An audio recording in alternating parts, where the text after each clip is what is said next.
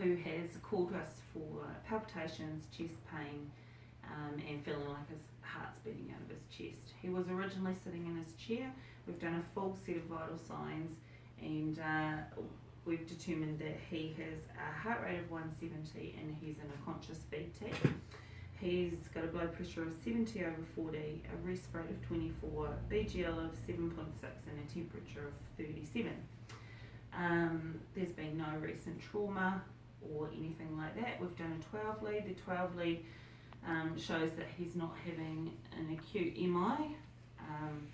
So we've laid him down, I've given him some oxygen, and I've called for backup. He's as a status 1 patient, he's severely compromised, he's pale, he's diaphoretic, and all his vital signs say he's status 1.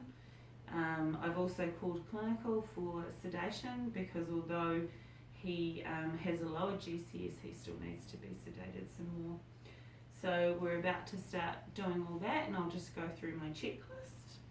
So I'm going to place some pads on the apex and sternum of the patient. So let's do that.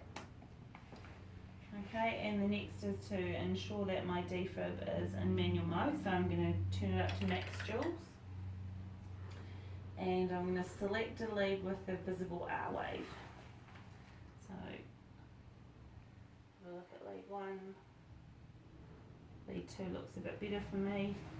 So now I'm going to sync it. And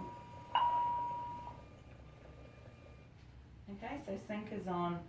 Just going to make sure that I have got a detection symbol over every QRS complex.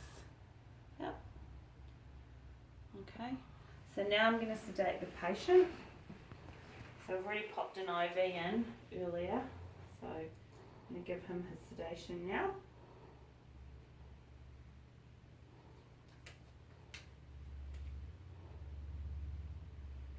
And then just take a few minutes for that to take effect. So, how you going there, Alex?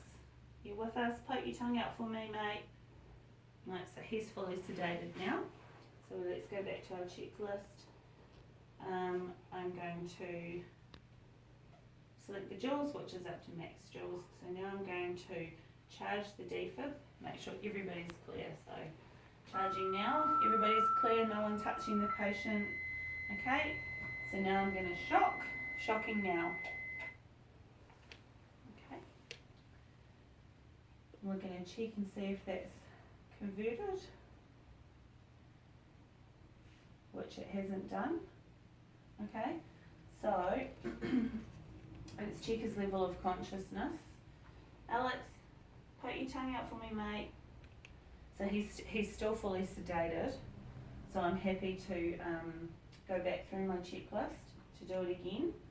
So we have it in sync mode and it's still flashing, and there is a detection symbol for each QRS complex. Okay, it's up to max joules. I'm going to charge again. So everybody clear, no one touching. And now we're going to shock. Shocking now. And hopefully this time he's reverted. Perfect. So he's come back into a normal sinus rhythm. So now I'm just going to go back to my ABCs and reassess what I have here. So I'm happy that he's maintaining his own airway, he's oxygenated, his colour's better. I'm going to leave the leads and the pads attached, and I'm happy with the way that's looking. I'm going to do another blood pressure, see how we're going with that. I'm going to load and start moving towards my backup.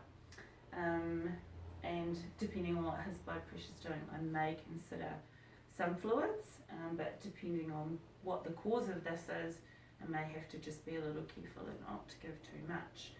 So my differential diagnosis would be that if he's had any recent trauma, and I would look for the signs and symptoms of that in my secondary survey and also ask any bystanders if they've noticed. But given his history and the fact that he has a cardiac history, pretty sure that it's to do with that.